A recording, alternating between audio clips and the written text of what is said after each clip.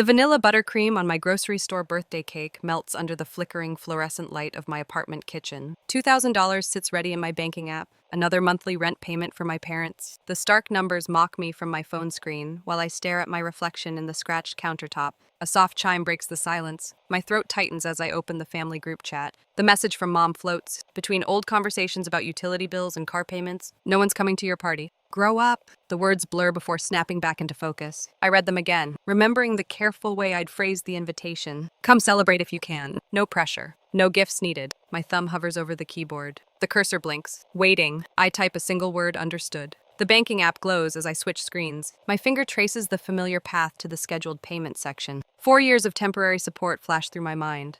Dad's minor heart scare. That launched 1,000 guilt trips. Lucas promising to find work any day now. Mom's voice growing colder with each request granted. The cancel button pulses red. My hand doesn't shake as I press it. Cancel scheduled payment of $2,000 to Walter Morgan. I tap confirm. The kitchen feels different suddenly, like the air has shifted. My shabby apartment with its peeling linoleum and temperamental AC unit represents every sacrifice I've made, every dream postponed, every boundary crossed. 4 years ago, I sat in the hospital waiting room while Dad recovered from what turned out to be indigestion, not a heart attack. Mom wrung her hands, whispered about mortgage payments and medical bills. Lucas paced, his university tuition notices crumpled in his pocket. Just until things stabilize, Dad had said, his voice weak but his eyes sharp. You're doing so well in your career, honey. We're so proud. That pride grew with each request. Cell phone bills, car insurance, property taxes. The universe of their needs expanded, while my world shrank to fit inside my one-bedroom apartment. My recent promotion to IT support coordinator earned celebrations, not for the achievement,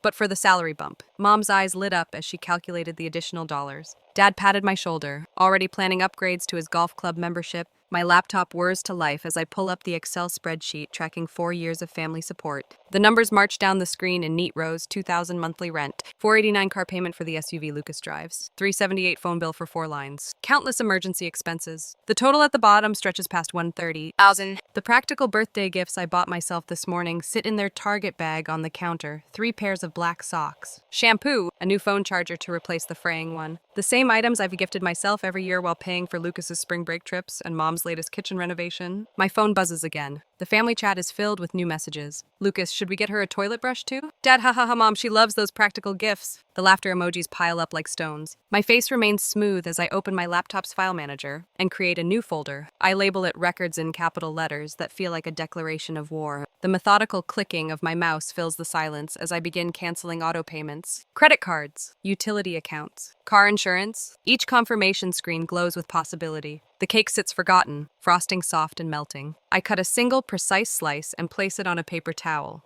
No need to dirty a plate I'll have to wash. The first bite tastes like freedom. My phone lights up with the first panicked text from Mom, then another from Dad. 3 from Lucas in rapid succession. I turn the phone face down and take another bite of cake. Sometimes the most expensive gift you can give yourself is the word no. Tomorrow, they'll discover what happens when their backup plan develops a backbone. Tomorrow, there will be tears and threats and guilt-soaked voicemails. But tonight I eat my cake in peaceful silence, planning my next move. After 4 years of saying yes, I finally remembered how to use the word they fear most: no. In my darkened kitchen, I smile. It turns out 30 is the perfect age to grow up after all. 2 weeks later, the bank statements spread across my coffee table like fallen autumn leaves. Each page rustles with the weight of betrayal as I highlight another unauthorized withdrawal: $200 at the mall, $400 at a car dealership, $800 marked as emergency funds. That coincided perfectly with Lucas's spring break trip to Florida. My brother's Instagram story from that week still burns in my mind: tanned bodies on white sand, bottles of premium vodka glinting in the sun, the keys to my SUV dangling from his fingers. As he posed with his friends, living the good life, the caption read. The timestamp matched the emergency withdrawal to the hour. The financial advisor across from me adjusts his wire-rimmed glasses. Miss Morgan, these transactions show a clear pattern of exploitation. He taps the stack of highlighted statements. And this loan application, the signature doesn't match your other documents. My hands remain steady as I examine the paper. The forgery is almost perfect. They'd clearly practiced. The loop of the J curves exactly the way I wrote it in high school. Before I simplified my signature in college,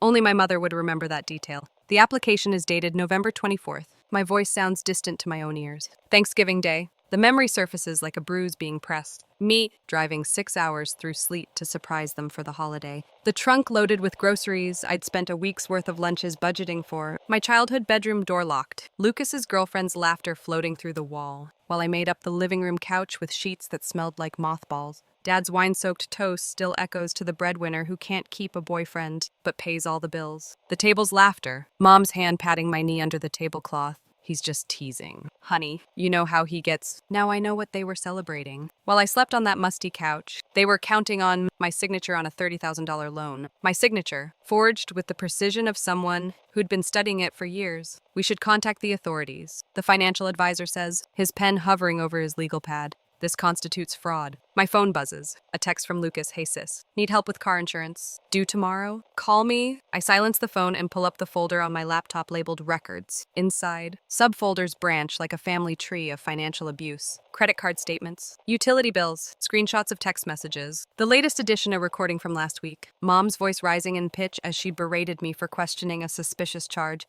You ungrateful little, after everything we've done for you. Your father could have died from that heart problem. Is that what you wanted? A throat clearing pulls me back. The financial advisor watches me with careful eyes. Miss Morgan. Should I contact the fraud department? The sun slants through my apartment windows, catching the dust motes swirling above my evidence pile. 4 years of documents. 4 years of temporary support that built a prison of guilt and obligation, brick by brick. My phone lights up again. A message from an unknown number. Lucas's girlfriend. Family loyalty goes both ways. Think about what you're doing. Family loyalty. Like making me sleep on the couch in my own childhood home. Like forging my signature while I bought their Thanksgiving turkey. I open my email and find the message from my boss, approving the emergency leave I requested. 1 week to untangle myself from their web of financial manipulation. 1 week to build a fortress of evidence before the confrontation I know is coming. The next text comes from Dad. Princess, your mother's crying. Call us, now. Princess? He only calls me that when he wants money. I turn to the financial advisor. No police? My voice comes out stronger than I expect. Not yet,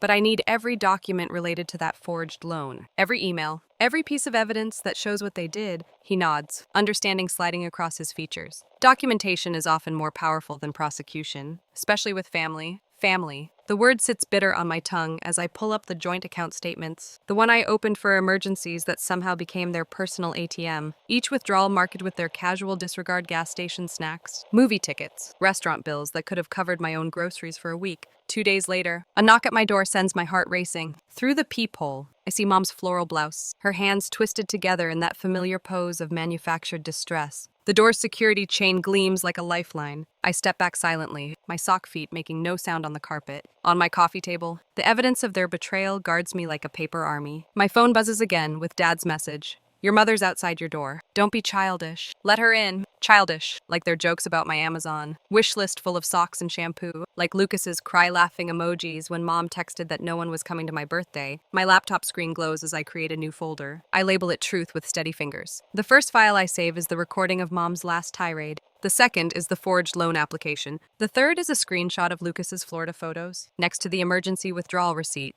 Behind me, Mom's knocking grows louder. Jenna, sweetheart, I know you're in there. We need to talk about these bill payments. I sit at my desk, hands poised over the keyboard. The truth stretches before me like a road leading away from their chaos. Each document I save lights another mile marker on my path to freedom. Jenna Morgan. My neighbor Susan's voice carries through the door. Should I call security? This woman says she's your mother, but she seems upset. I close my eyes, remembering last Thanksgiving. The locked bedroom door, the mothball couch, Dad's toast, the forged signature. Yes, I call back, my voice clear and carrying. Please call security. And can you witness a statement for me? I need to document this. Mom's protests fade as security arrives. I keep typing, adding another file to my truth folder. Tomorrow there will be tears and threats and guilt-soaked voicemails. Tomorrow they'll discover what happens when their backup plan develops boundaries. But today I build my case with keystroke after keystroke, document after document, the truth taking shape in ones and zeros, in highlighted bank statements and recorded conversations. My phone lights up one last time. Dad again, family dinner. Tomorrow night.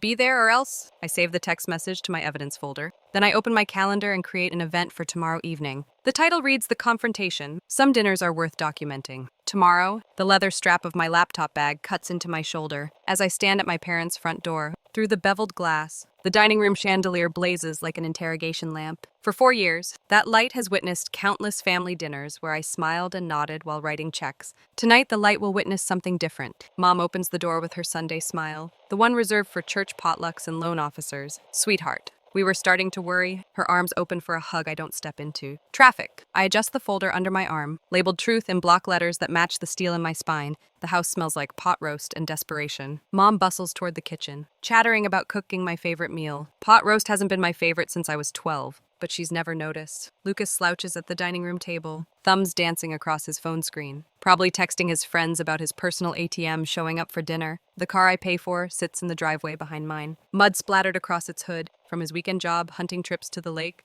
Dad stands at the head of the table, master of ceremonies in his golf club polo. Princess, come give your old man a hug. I place my laptop bag on the table. The folder follows with a soft thud that makes Lucas flinch. Let's skip the performance tonight. My voice comes out steady, practiced from 100 rehearsals in my apartment mirror. I'm here to talk business. Mom's spoon clatters against the pot. Business. This is family dinner. Honey, let's eat first. Noah. The word slices through her nervous laughter. We talk now. Dad's charm curdles into something harder. Now listen here, young lady. We're having some family difficulties, really. I unzip my laptop bag. Tell me more about these difficulties while I share some documentation. Documentation. Mom's laugh stretches thin. What an odd thing to bring to dinner. The HDMI cable snakes from my laptop to their TV like a live wire. Lucas stares at his plate. While Dad's knuckles whiten around his water glass, Mom flutters between the kitchen and dining room, a sparrow looking for escape. Before we continue, I say, clicking open the first file, I'd like to share some interesting reading material. The loan application fills the screen, my forged signature a cracked mirror of the real thing. Mom drops her serving spoon. There must be some mistake. Dad starts, but I hold up one finger. I'm not finished. Click. Instagram stories flood the screen. Lucas with his friends in my car, bottles of expensive whiskey on the hood. Best gift from my sister, reads the caption. The timestamp matches a week I worked 60 hours to cover an emergency transmission repair. Click. Text messages between my parents discuss maintenance fees and reasonable support expectations like, I'm an ATM they're planning to rob. Click. Bank statements highlight recreational spending sprees that coincide with their tearful calls about empty cupboards and overdue bills. Click. A voice recording plays Mom's voice through the speakers, pay your brother's tuition, or you'll regret what happens to this family. Their faces transform as each piece of evidence lands. Dad's charm rots into rage. Mom's tears, always on command, look real for once. Lucas shrinks into his chair. Phone forgotten. This is ridiculous. Dad sputters. You're taking everything out of context? The context is 4 years and $130,000. My finger hovers over the keyboard. Should I show the spreadsheet breakdown? You ungrateful little. Dad surges up, but I don't flinch. Careful, my voice could freeze hell. The next words out of your mouth might end up in a police report instead of just my records. Mom collapses into a chair. We're your family. How could you do this to us? Family. The laugh feels foreign in my throat. Family doesn't forge loan documents. Family doesn't mock birthday wishes. Family doesn't treat their daughter like an ATM. Lucas finds his voice, small and whining. Those Instagram posts were jokes. Everyone knew they were jokes. Funny. I pull up his private messages. Like this joke to your friends about your backup wallet? Or this one about working overtime being for suckers when you have a sister to milk. That's not what I meant. His eyes dart between our parents, searching for rescue. Of course it is. I close the laptop, but the jokes end tonight. Dad slams his hand on the table. Water glasses jump. You listen to me, young lady. After everything we've done for you, you mean everything I've done for you. I stand, shoulders straight. Let me outline the new reality. The money stops. All of it. The rent payments, car payments, phone bills, credit cards. I've already canceled everything, Mom wails. The sound bounces off family photos, where my smile grows dimmer with each passing year. You can't, Lucas half rises. I need that car for interviews. Sell your whiskey collection. My gaze sweeps the table. I've documented every manipulation, every forged document, every threat. My lawyer has copies. Try to contact my workplace again, and they will go to the police. I withdraw a final document from the folder. The restraining order application sits untouched on the polished wood. This is a draft. Whether it becomes reality depends on you. My heart pounds victory drums against my ribs. Any future contact must begin with an acknowledgement of everything you've done. Until then, lose my number. You're making a mistake. Dad's voice drops to a growl. You'll regret this. No. I shoulder my laptop bag. I already regret not doing it sooner. Their voices tangle behind me as I walk to the door. Threats, tears, promises. They sound tinny and far away, like a radio losing signal. The night air tastes like freedom. Stars wink overhead as I slide into my car, hands steady on the wheel. In my rearview mirror, the dining room light spills across the lawn like a spotlight on an empty stage. The show is over. The truth has played its final scene. I drive away from the house that stopped being home the moment I learned to say no. Tomorrow they'll discover what happens when their backup plan develops a backbone. Tomorrow there will be tears and threats and guilt-soaked voicemails. But tonight I drive toward a future where my worth isn't measured in dollar signs, where my birthday cards won't come with price tags, where the word family might someday mean something more than an invoice. The highway stretches ahead, dark and wide and full of possibility. I press the gas pedal and don't look back. At the present, the notification on my phone reads like a bomb threat. Lucas found my work email through LinkedIn. I forward his message to my growing evidence folder. Without opening it, my hand steady as stone. Radio silence shattered by a digital temper tantrum. My new number rings. Unknown caller. Austin area code.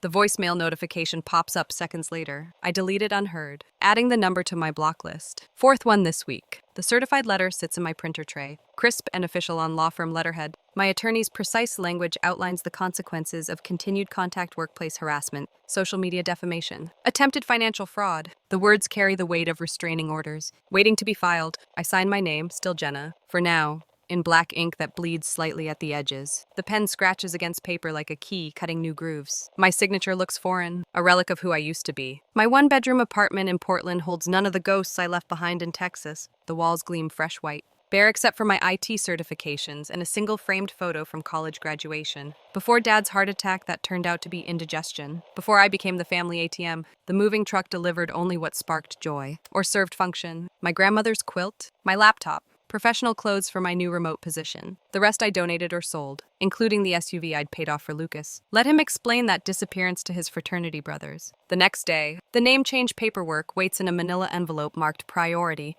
Elizabeth Morgan. My middle name, my mother's maiden name, twisted into something new, an identity for the fire of necessary endings. My phone buzzes again. A text from my new therapist, confirming tomorrow's appointment. We'll discuss establishing the trust fund my financial advisor recommended, an iron wall between my assets and any future claims of family obligation. The social media notifications stack up like funeral cards. My mother's tearful Facebook Live broadcast about her unstable daughter, who abandoned them. Lucas's Instagram story about toxic family members who air dirty laundry. Dad's LinkedIn posts seeking prayer warriors for their prodigal daughter. I document each attempt, screenshots filed with timestamps. Then close the apps. Their words hold no power here in my quiet sanctuary. The weight on my shoulders lifts with each passing day. The support group meets Thursdays, in a church basement that smells of coffee and hope. Carol, silver-haired and spine straight as steel, shares about the son who drained her retirement fund. Michael describes the sister who forged his signature on loan applications. Their stories echo mine like a chorus of survival. The hardest part isn't leaving. Carol tells me after the group,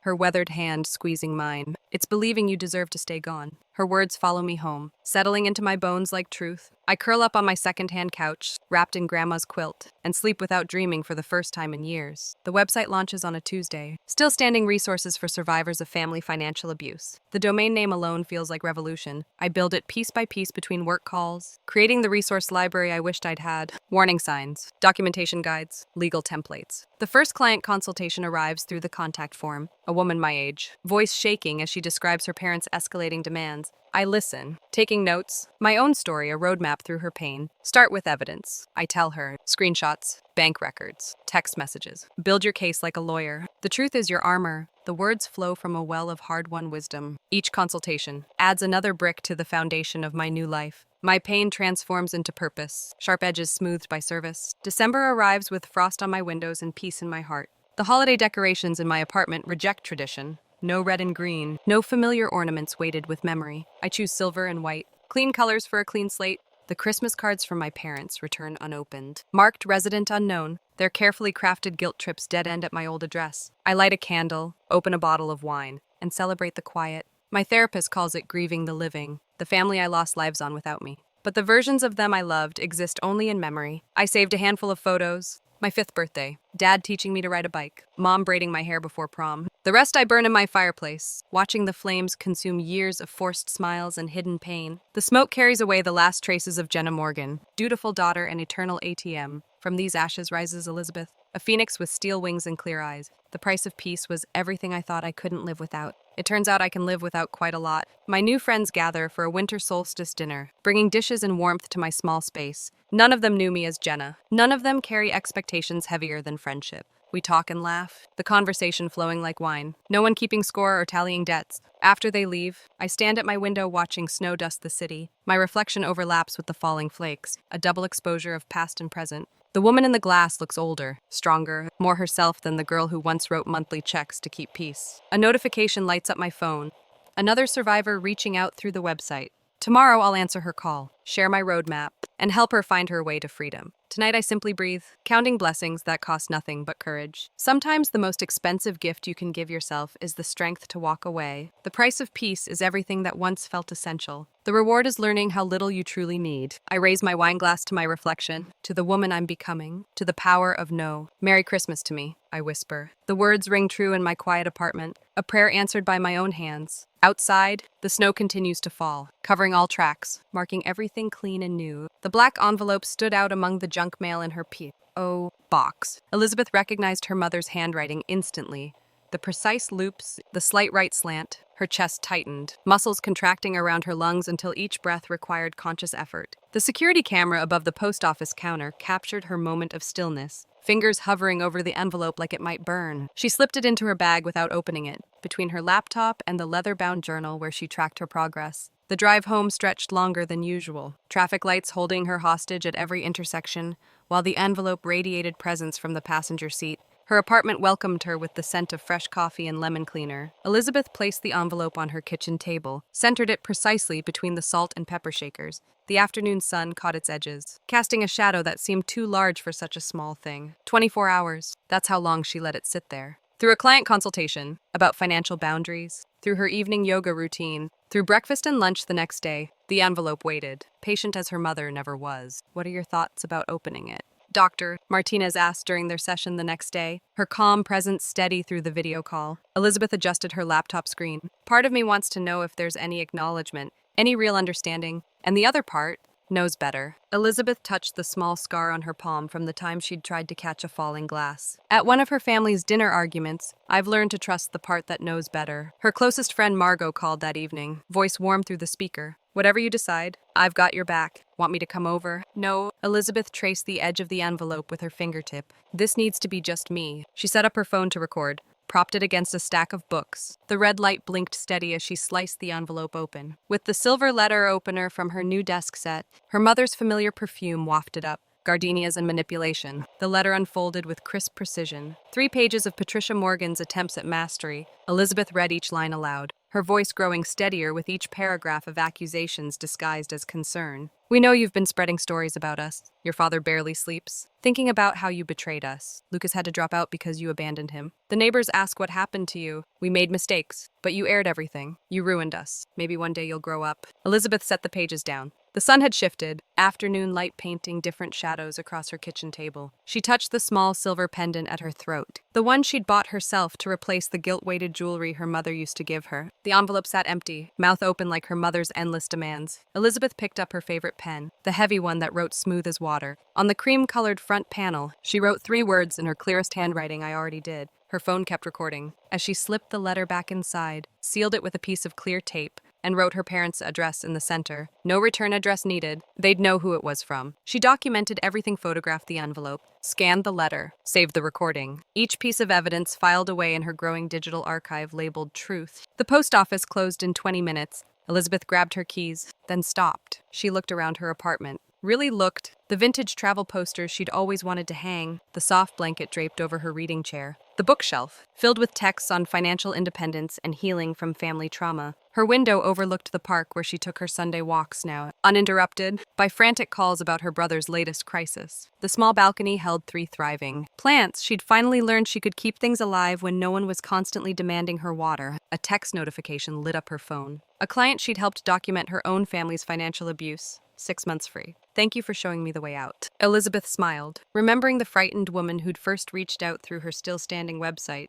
They'd built the evidence folder together, page by careful page. The post office will be open tomorrow. Tonight, she had a video call with her support group. 10 other survivors learned to guard their peace like the treasure it was. She slipped the envelope into her desk drawer, between her business license and the trademark application for her consulting practice logo. Through the neighborhood grapevine, she heard fragments of her family's unraveling. Lucas had lost the car when the payments stopped, but still blamed the dealership. Her father's golf membership lapsed. Her mother's kitchen renovation stood half-finished, cabinets gaping. The house she'd helped pay for listed for sale, priced well below market value. Elizabeth felt the echo of their chaos like a distant storm, watched it through bulletproof glass. Her compassion remained, but it no longer bled her dry. The sun set beyond her window, painting the sky in colors she'd never noticed when she was too busy managing her family's disasters. Her phone buzzed with another client message.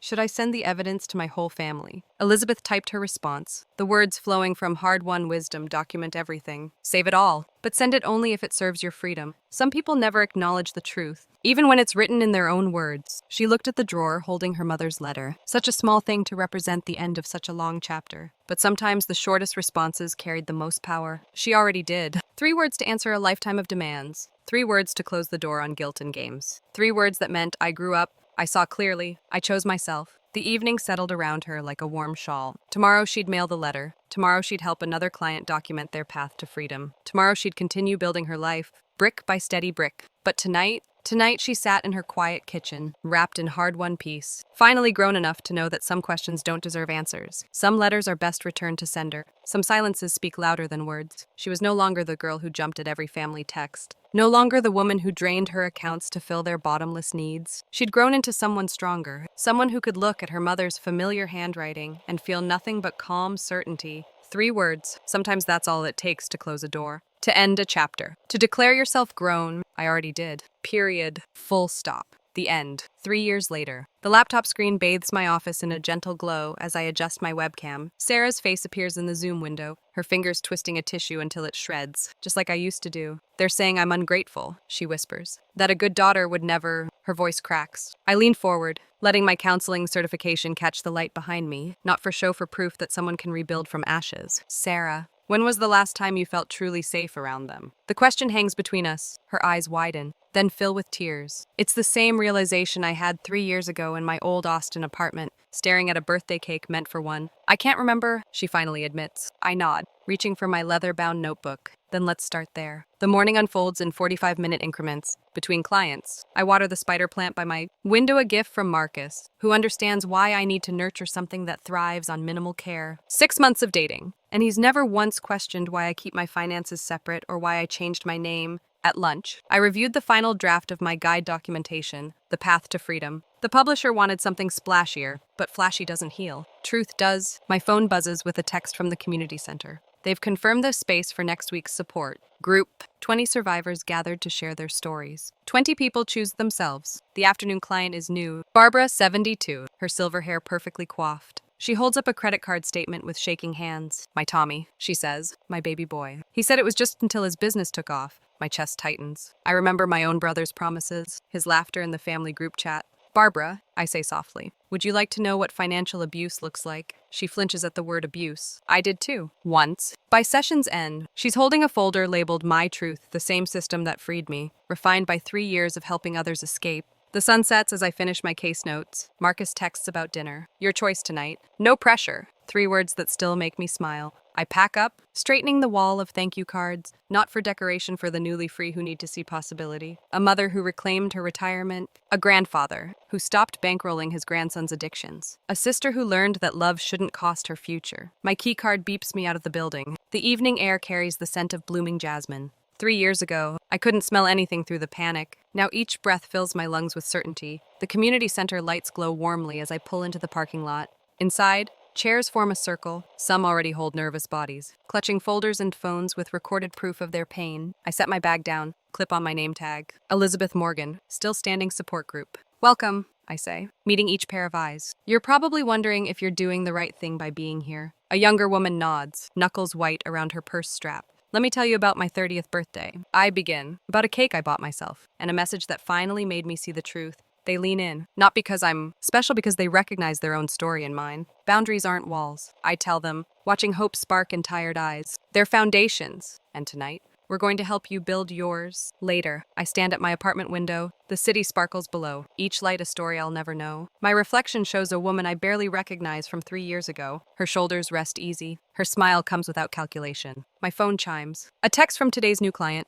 I did it. I showed them the evidence and walked away. My fingers tap out the reply I wish someone had sent me. The first day of your real life begins now. The words glow on my screen. A truth I had to learn alone, but others won't have to. Because sometimes walking away isn't cruel, it's courageous. You can love people and still say this ends with me. Behind me, my dining table holds place settings for 8. Tomorrow night, my chosen family comes for dinner. No bank statements disguised as placemats. No price tag on belonging. Just people who love me not for what I give, but for who I am. I touch the window glass. Cool and solid like the boundaries I've built. My phone lights up again. Another message from a client turned survivor.